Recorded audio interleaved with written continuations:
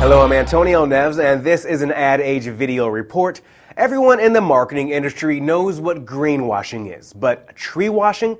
That's the latest buzzword in the war against advertising tactics that are less than environmentally honest.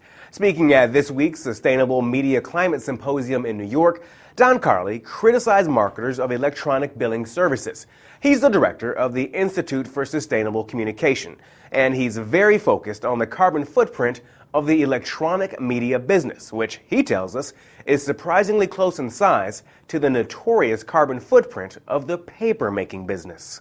A group called Javelin Research conducted a study of consumers, and that study found that when consumers are told that switching to electronic billing, because it will save trees, there was a significant, a 60% increase in the likelihood that they would switch to electronic billing.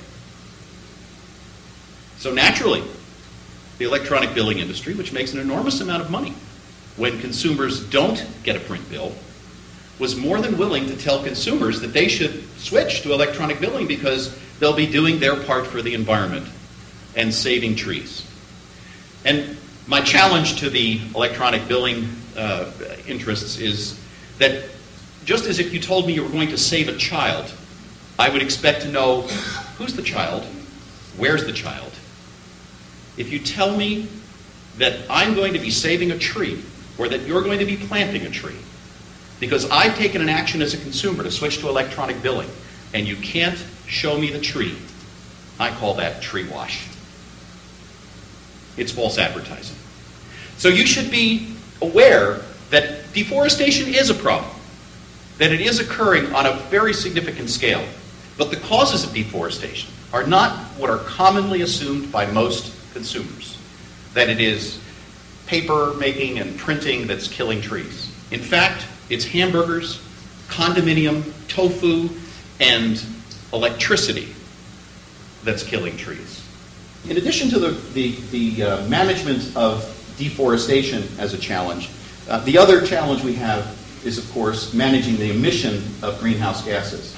Now, whether you print or whether you use electrons, energy is employed, and for every kilowatt hour of energy that is produced and used, a kilo of CO2 is emitted. Paper making does use enormous amounts of energy, 75 billion kilowatt hours alone in the United States in 2006. But data centers and computing centers that serve the pixels that we rely on Twitter and Ustream and Facebook and Hulu and YouTube, also consume prodigious amounts of electricity, the bulk of it being coal-fired. 61 billion kilowatt hours of electricity, in fact, during the same year. So there is no such thing today as a green pixel for most buyers of digital media. Most of your pixels are, I believe, guilty of what I call gray wash. That's saying your pixels are somehow green.